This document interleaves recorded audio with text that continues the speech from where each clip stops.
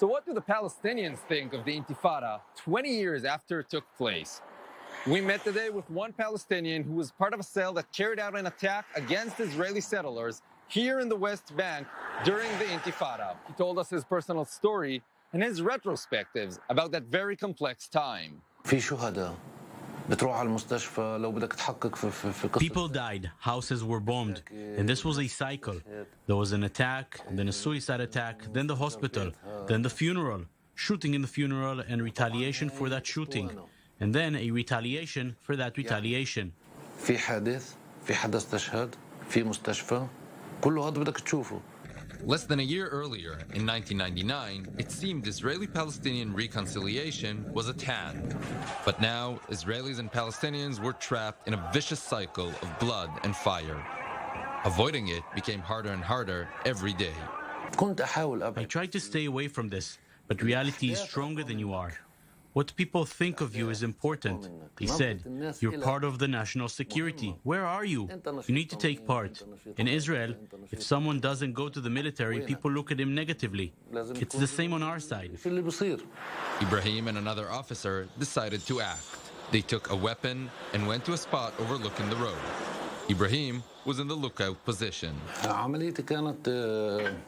The attack was a shooting towards a settler's car. We waited for about 3 hours. Then we fired on the car and escaped. In the morning, we heard it in the news. There were 5 or 6 settlers injured. So were the attacks from the Palestinian side directed from above, or were they a result of authentic, popular rage? In Ibrahim's case, the answer is clear. The police didn't know anything about the attack. Nobody in any position gave me an instruction to act. It was a retaliation for the things we saw around us.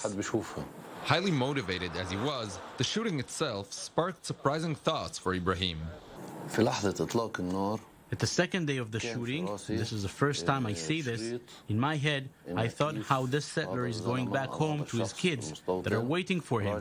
He knocks on the door and the kids are happy. They were waiting for their father, and all of a sudden, someone tells them that the father is dead. This was the first thought. A short while after the attack, Israeli security forces arrested him. They interrogated Ibrahim, and an Israeli court sentenced him to 14 years in prison. We asked him how he looks back today on the Intifada. We shouldn't have followed the Islamic organizations to suicide attacks, especially inside Israel. We should have stayed in the West Bank, against the military, the settlers, any Israeli presence. We should have left the Israeli society far from the struggle. During his time in prison, Ibrahim improved his Hebrew and became an expert on Israeli society.